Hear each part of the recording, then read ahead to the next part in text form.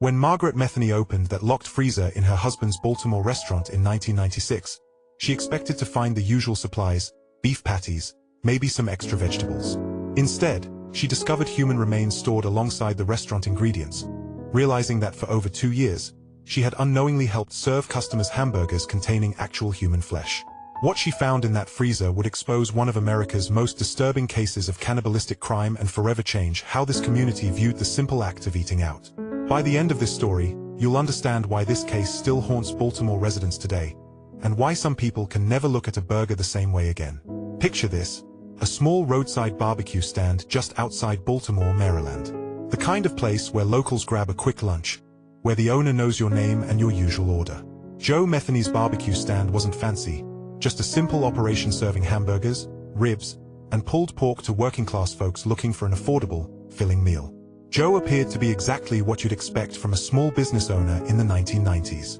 A large, imposing man who worked with his hands, he seemed like countless other blue-collar entrepreneurs trying to make an honest living. Customers often complimented the unique flavor of his hamburgers, asking what made them taste so different from other places. Joe would just smile and say he had his own special blend of meats. Have you ever wondered what makes your favorite local restaurant so unique? What secret ingredients or special preparations make you keep coming back? Hold on to that thought as we continue this story. For Margaret, being married to Joe meant being part of a dream they were building together. She had married a man who seemed hardworking and ambitious, someone who was trying to create something meaningful in their community. The barbecue stand represented their future together, a chance to build financial security while serving their neighbors. Margaret took pride in their business. She would help with preparations, handle customers when Joe was busy, and dream about eventually expanding to a full restaurant.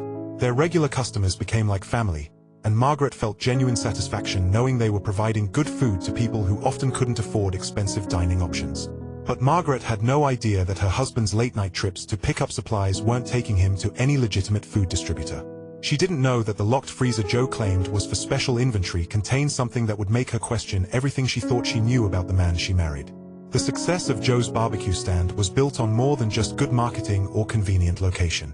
Customers genuinely loved the taste of his hamburgers, often commenting that they had a richer, more complex flavor than typical fast food. Some regulars would specifically request Joe's special blend burgers, not knowing they were asking for something that would horrify them if they understood what they were actually consuming. Joe had discovered what other cannibalistic criminals throughout history had noted, that human flesh, when properly prepared and mixed with conventional meat, could enhance flavor in ways that customers found appealing without being able to identify exactly what made the difference. He wasn't the first person to exploit this terrible reality, and sadly, he wouldn't be the last. What would you do if you noticed your partner acting strangely about their work? If they became secretive about certain aspects of their business, would you push for answers or respect their privacy?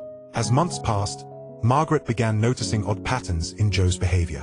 He would make trips to pick up meat at unusual hours, sometimes returning home at 2 or 3 in the morning. When she asked about these late runs, Joe would give vague explanations about getting better deals from suppliers who operated on unconventional schedules. There was also the matter of the locked freezer. Joe had installed a separate freezer unit that he kept padlocked, telling Margaret it was for premium cuts of meat that he was aging for special orders. He was very firm that she shouldn't open it, explaining that temperature fluctuations could ruin expensive inventory. Margaret wanted to trust her husband, but something felt wrong. The explanations didn't quite add up, and Joe's demeanor would change whenever she asked questions about certain aspects of the business. He would become defensive or try to change the subject, which wasn't like the man she thought she knew. The day that shattered Margaret's world started like any other. Joe had left early that morning, saying he had to handle some business with suppliers. Margaret was alone at the barbecue stand, taking inventory and preparing for the lunch rush. She needed to check their meat supplies to plan the day's menu. That's when she noticed Joe had forgotten to lock the special freezer. What Margaret found in that freezer would haunt her for the rest of her life. Instead of premium cuts of beef or pork, she discovered human remains, arms, legs, torsos, stored alongside conventional meat supplies. Some pieces were already ground up and mixed with beef, ready to be formed into hamburger patties for unsuspecting customers. The horror of this discovery was immediate and overwhelming. Margaret realized that for over 2 years, she had been unknowingly helping her husband serve human flesh to their regular customers. People who trusted them, who came back week after week because they loved the taste of Joe's special hamburgers, had been consuming something unthinkable. But the full scope of Joe's operation was even more disturbing than Margaret initially realized. As she forced herself to process what she was seeing, she began to understand that this wasn't a recent development or some kind of accident. This was a systematic operation that Joe had been running with careful planning and deliberate intent. Margaret had to confront the reality that the man she married, the man she slept next to every night, was not just a murderer but someone who had been feeding human remains to their community for years. The violation of trust went beyond anything she could have imagined. Joe had turned their shared dream of running a restaurant into a nightmare that implicated her in crimes she never could have conceived. The victims Joe chose reveal a calculated pattern that demonstrates just how predatory his approach really was. Joe specifically targeted people society often overlooks: sex workers, homeless individuals, people struggling with addiction, and transients who might not be immediately missed when they disappeared. This wasn't random violence. Joe understood that these victims were less likely to have people actively searching for them, and that law enforcement might not prioritize investigating their disappearances with the same urgency given to missing persons from more privileged backgrounds. He exploited societal prejudices and systemic failures to create a hunting ground for his crimes. The people Joe murdered weren't just victims of his violence. They were human beings with their own stories, dreams, and people who cared about them. Some were mothers trying to survive difficult circumstances. Others were young people who had aged out of foster care systems and were struggling to find stability. Each had value and deserved protection, regardless of their circumstances. What makes this case particularly tragic is that these victims became evidence that was literally consumed. Unlike other murder cases where bodies can be found and properly laid to rest, many of Joe's victims were served to customers who had no idea they were participating in the destruction of evidence and the desecration of human remains. Put yourself in Margaret's position for a moment. You've just discovered that your spouse, the person you trusted most in the world, has been committing horrific crimes that you've been unknowingly involved in. You're terrified for your own safety, but you also know that staying silent means more people could die. Would you have the courage to do what Margaret did next? Margaret faced an impossible choice. She knew that confronting Joe directly could put her own life in danger. If he was capable of murdering strangers and feeding them to customers, what might he do to someone who could expose him? But she also understood that every day she remained silent, Joe might claim more victims.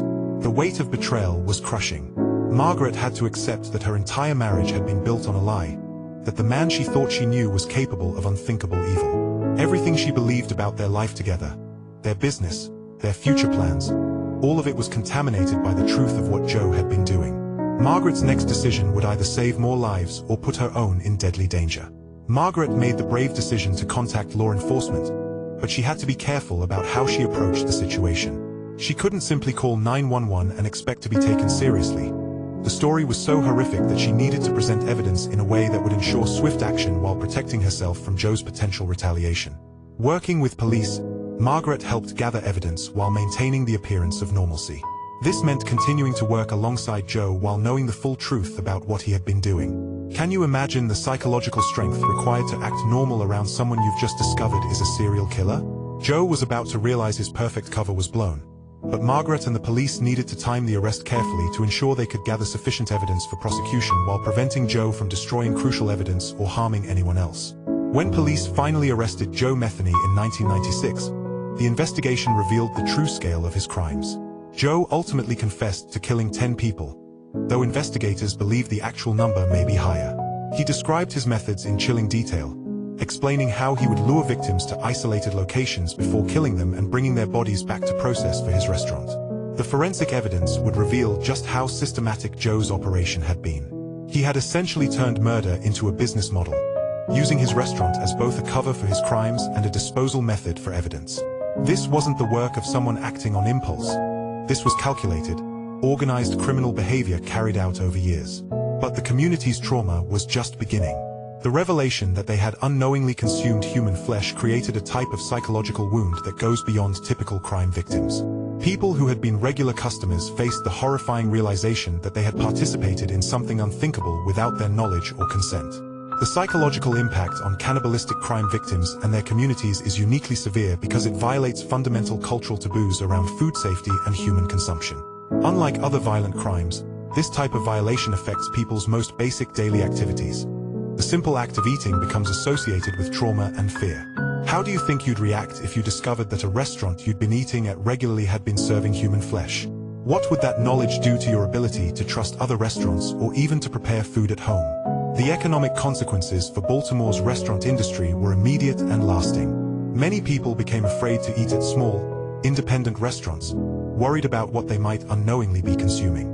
Restaurant owners throughout the area saw decreased business as people gravitated toward large chain establishments where they felt more confident about food safety oversight. Joe's barbecue stand wasn't just closed. The entire location became associated with horror in the community's collective memory. Even today, people who lived through this case have trouble eating hamburgers without thinking about what Joe Metheny did to his customers. The community's healing process required more than just removing Joe from their midst. People needed counseling to process the trauma of unwitting participation in cannibalistic crimes. Support groups formed to help victims deal with feelings of violation, disgust, and helplessness. Some community members struggled with guilt, feeling like they should have somehow known or detected that something was wrong. Others dealt with paranoia about food safety that affected their daily lives for years afterward. The simple act of going out to eat became loaded with anxiety for many people. When Joe Metheny finally faced trial, prosecutors confronted unique challenges in presenting this case to a jury. While murder charges were straightforward, the cannibalistic elements of his crimes required careful handling to avoid sensationalizing the proceedings while still conveying the full scope of his criminal behavior. Joe showed no remorse for his actions. In fact, he seemed to take pride in his crimes, describing his methods in disturbing detail and expressing satisfaction with how long he had operated without detection. This lack of empathy or guilt reinforced expert testimony about his antisocial personality disorder and sadistic tendencies. The question that haunted many people was whether other cases like this might be going undetected. Joe's operation was discovered almost by accident. If Margaret hadn't found that unlocked freezer, how much longer might he have continued? How many more victims might he have claimed? But the question remains, how many other cases like this go undetected? Joe Metheny's crimes were only discovered because of Margaret's courage and a fortunate accident. How many other predators might be operating in similar ways, exploiting vulnerable populations while hiding behind legitimate businesses? This case led to discussions about improving oversight of small food service operations and better tracking of missing persons, particularly those from marginalized communities. However, the reality is that determined criminals who understand how to exploit systemic weaknesses can often operate for extended periods before being caught.